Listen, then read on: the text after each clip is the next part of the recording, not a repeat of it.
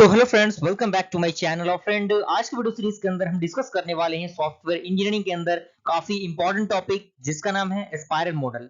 इससे previous lecture में हम लोगों ने सॉफ्टवेयर डेवलपमेंट लाइफ साइकिल में वाटरफॉल मॉडल को डिस्कस किया है। अगर आपने उन वीडियोस को नहीं देखा सॉफ्टवेयर इंजीनियरिंग के तो जरूर देख लीजिएगा। प्लेलिस्ट का लिंक आपको डिस्क्रिप्शन बॉक्स में मिल जाएगा, आप वहां से प्लेलिस्ट को एक्सेस कर सकते हैं। साथ ही साथ अगर आपने अभी तक चैनल को सब्सक्राइब नहीं किया है तो जल्द से जल्द चैनल को सब्सक्राइब कीजिए और बेल आइकन को प्रेस कीजिए ताकि जो भी इंफॉर्मेटिव वीडियो आए उसका नोटिफिकेशन आपको मिलता रहे। आइए हम लोग स्टार्ट करते हैं। सबसे पहले स्पाइरल मॉडल में आपको फिगर को देख लेना है कि फिगर किस तरीके से बनना चाहिए और आपका फिगर नेट एंड क्लीन होना चाहिए, क्योंकि एग्जामिनेशन में जो नंबर होते हैं फिगर से ही आते हैं। तो आप देख सकते हैं कुछ इस प्रकार के आपको फिगर बनते हैं स्पाइरल मॉडल के अंदर। 4 ब्लॉक आपको देखने को मिलेगा जिसमें है objective determination and identify alternate solution, and second आपका है identify and resolve risk, third आपका है develop next version of the product, and fourth आपका है review plan for the next phase. इसको हम लोग अलग अलग नाम से भी जानते हैं जो कि हम इसी वीडियो सीरीज के अंदर आगे देखेंगे बारी बारी से सारी चीजों को। तो आप लोग इस फिगर को अच्छी तरीके से नोट डाउन कर लीजिए और लाइक भी कीजिए इस वीडियो को ताकि और बेहतरीन से बेहतरीन कंटेंट मैं ला सकूं। आइए हम लोग आगे बढ़ते हैं। तो सबसे पहले हम देख लेते हैं कि स्पाइरल मॉडल का वर्किंग क्या होता है, किस तरीके से ये वर्क करता है, कितने फेजेस इसके अंदर होते हैं। तो यहां पे कह रहा है कि the spiral model has 4 phases, यानी स्पाइरल मॉडल के पास कितने फेजेस होते हैं? 4 फेजेस होते हैं, जो कि अभी हमने देखा कि 4 भागों में उसको हमने डिवाइड किया है ब्लॉक के माध्यम से। पहला आपका क्या है? Planning phase. प्लानिंग फेज में हम लोग प्लान करते हैं कि किस तरीके से चीजें रहेंगी उस सॉफ्टवेयर के अंदर, क्या क्या चीजें रहेंगी, किस तरीके की जरूरत रिक्वायरमेंट यूजर को है। सेकंड आपका रहता है रिस्क एनालिसिस, यानी अगर मान लीजिए कोई भी सॉफ्टवेयर हम डिजाइन कर रहे हैं, अगर हम उसको पब्लिश कर रहे हैं उससे पहले हमें सोचना ये जरूरी है कि क्या इसका कोई गलत इंपैक्ट तो नहीं है, क्या उसमें कुछ रिस्क तो नहीं है, क्या हम उसे सही कर सकते हैं या नहीं। तो इस तरीके की चीजें इसके अंदर आती हैं। उसके बाद आपका है इंजीनियरिंग फेज, यानी इंजीनियरिंग फेज एक काफी इंपॉर्टेंट फेज है जिसमें हम लोग कुछ इंजीनियरिंग से रिलेटेड टर्म्स, कुछ टेक्नोलॉजीज को बिल्डअप करते हैं जिसमें जिनका यूज करके सॉफ्टवेयर अच्छी तरीके से एग्जीक्यूट होता है। अगला आपका है इवोल्यूशन फेज, यानी जो भी हम एग्जीक्यूट करते हैं, जो भी चीजें हम उसमें सॉफ्टवेयर के अंदर लिखते हैं उसको हम लोग फाइनली क्या करते हैं? इवोल्यूशन करते हैं उसका। तो बारी बारी से हम लोग इसको डिस्कस करते हैं। पहला आपका है प्लानिंग फेज। तो इसमें कह रहा है कि requirement are gathered design the planning phase, यानी जो रिक्वायरमेंट होते हैं वो डिजाइन किए जाते हैं प्लानिंग फेज के अंदर, यानी किसी भी सॉफ्टवेयर में कौन कौन से रिक्वायरमेंट्स होंगे, क्या क्या चीजों की जरूरत होगी, कौन कौन से इक्विपमेंट लगेंगे, कितना कॉस्ट उसका आएगा, ये सारी चीजें प्लानिंग फेज के अंदर होती हैं। उसके बाद आपका रिस्क एनालिसिस है। तो इसमें कह रहा है कि in the risk analysis phase process is identify risk and alternate solution, यानी रिस्क एनालिसिस फेज के अंदर जो प्रोसेस होता है वो आइडेंटिफाई करता है रिस्क को और अल्टरनेट सॉल्यूशन को, कि क्या रिस्क रहेगा उस सॉफ्टवेयर के अंदर, और उस सॉफ्टवेयर के अंदर अगर कोई रिस्क होगा भी तो उसके लिए क्या सॉल्यूशन रहेगा। एंड इसी में कह रहा है कि a prototype is produced at a risk analysis phase if any risk is found during the risk analysis then alternate solution are suggested and implement, यानी अगर कोई प्रोटोटाइप प्रोड्यूस करता है रिस्क एनालिसिस फेज को, यदि मान लीजिए कि कोई भी रिस्क आपका फाउंड होता है किसके दौरान? रिस्क एनालिसिस के दौरान, तो जो अल्टरनेट सॉल्यूशन होगा वो क्या करेगा? सजेस्ट करेगा और इंप्लीमेंट करेगा सॉल्यूशन को। Is that clear? Risk analysis आपका कंप्लीट हुआ होगा। अगला आपका है इंजीनियरिंग फेज। तो इंजीनियरिंग फेज में कह रहा है कि in this phase software is developed along with testing at the end of the phase, यानी इस फेज के अंदर, इंजीनियरिंग फेज के अंदर जैसे ही हमारा सॉफ्टवेयर डेवलप हो जाता है उसको पब्लिश करने से पहले उसका एक फाइनल टेस्ट होता है कि किस तरीके की चीजें इसके अंदर है, क्या क्या इसके अंदर एडवांटेज है।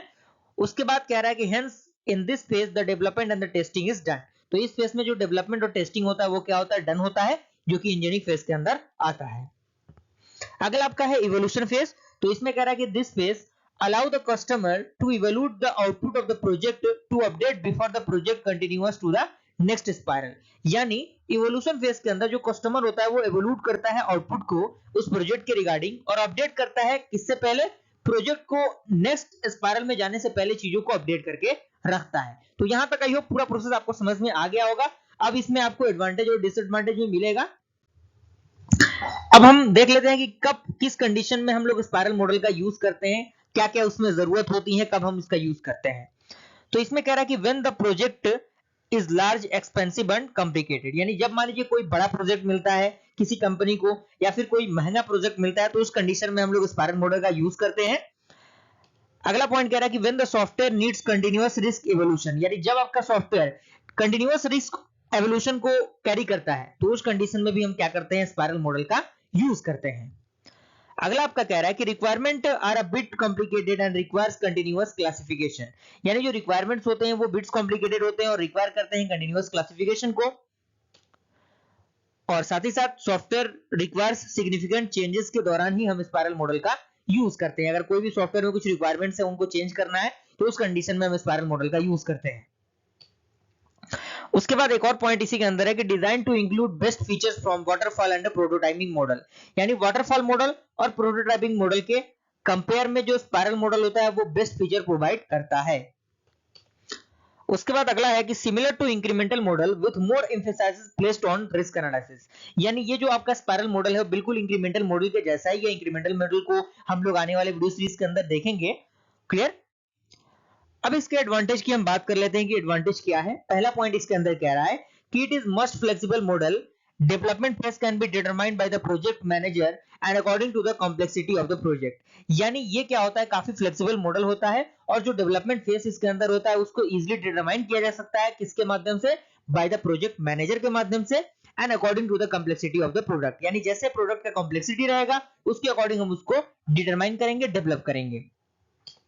अगला आपका है कि project monitoring is very easy and effective, यानी स्पाइरल मॉडल के अंदर जो प्रोजेक्ट का मॉनिटरिंग होता है उस वो क्या होता है, काफी इजी और काफी इफेक्टिव होता है। अगला पॉइंट कह रहा है कि risk management is one of the inbuilt features of the module, यानी इस मॉडल का जो काफी बड़ा फीचर जो है वो है रिस्क मैनेजमेंट, यानी इसके अंदर जो रिस्क मैनेजमेंट का फंडामेंटल होता है उसको इजीली हैंडल किया जा सकता है, which makes it extra attractive compared to the another model, यानी अनदर मॉडल के कंपेयर में ये थोड़ा सा बेहतरीन रिप्रेजेंटेट करता है चीजों को। अगला आपका है कि changes can be introduce later in the life cycle as well, यानी जो चेंजेस होते हैं इस सॉफ्टवेयर इस मॉडल के अंदर उसमें हम जो भी चेंजेस करना होता है किसी सॉफ्टवेयर के अंदर तो इस मॉडल में हम लोग इजीली कर सकते हैं। And better communication between developer and customer, यानी जो स्पाइरल मॉडल होता है वो बेटर कम्युनिकेशन प्रोवाइड करता है डेवलपर और कस्टमर के बीच में जो स्पाइरल मॉडल का यूज करते हैं। उसके बाद कह रहा है कि software is produce easily in the software life cycle, यानी जो सॉफ्टवेयर होते हैं वो काफी इजीली प्रोड्यूस किए जा सकते हैं सॉफ्टवेयर लाइफ साइकिल के द्वारा। क्लियर हुआ? अब इसके डिसएडवांटेज को हम लोग देख लेते हैं। तो डिसएडवांटेज में सबसे पहला पॉइंट कह रहा है कि it does not work well for the small project, यानी जो स्पाइरल मॉडल है वो स्मॉल प्रोजेक्ट के लिए एप्लीकेबल नहीं होता। क्लियर? वर्क नहीं करता। अगला पॉइंट कह रहा है कि risk analysis requires specific expertise, यानी जो रिस्क एनालिसिस होता है उसको ज्यादा एक्सपर्ट होने की जरूरत होती है इस फेज के अंदर। तो इसका एक डिसएडवांटेज ये हो गया कि स्पाइरल मॉडल को कोई ऑर्डिनरी जो सॉफ्टवेयर डेवलपर है वो यूज नहीं कर सकता, उसके लिए एक बेहतरीन नॉलेज और बेहतरीन एक एक्सपीरियंस वाला बंदा चाहिए उस चीज के लिए, तभी हो पाएगा। अगला आपका कह रहा है कि project success is highly dependent on analysis phase, यानी जो प्रोजेक्ट सक्सेस के जो चांसेस होते हैं वो हाईली डिपेंडेंट होते हैं किस पे? एनालिसिस फेज के अंदर। क्लियर हुआ? तो अगर आपने अभी भी चैनल को सब्सक्राइब नहीं किया है तो जल्द से चैनल को सब्सक्राइब कीजिए और बेल आइकन को प्रेस कीजिए ताकि जो भी इंफॉर्मेटिव वीडियो है उसका नोटिफिकेशन आपको मिलता रहे। और फोर्थ पॉइंट आपका कह रहा है कि it can be costly model to use, यानी ये क्या है, काफी कॉस्टली है, इसको यूज करना थोड़ा सा महंगा पड़ सकता है किसी भी सॉफ्टवेयर डेवलपर के लिए, किसी भी कंपनी के लिए, लेकिन ये है बहुत ही बेहतरीन चीज। क्लियर? तो मुझे पूरी उम्मीद है कि यहाँ तक पूरा समझ में आ गया होगा प्रोसेस आपको। अगर वीडियो पसंद आए वीडियो को लाइक जरूर कीजिएगा। मिलते हैं ऐसे इंटरेस्टिंग वीडियो के साथ, तब तक के लिए थैंक यू।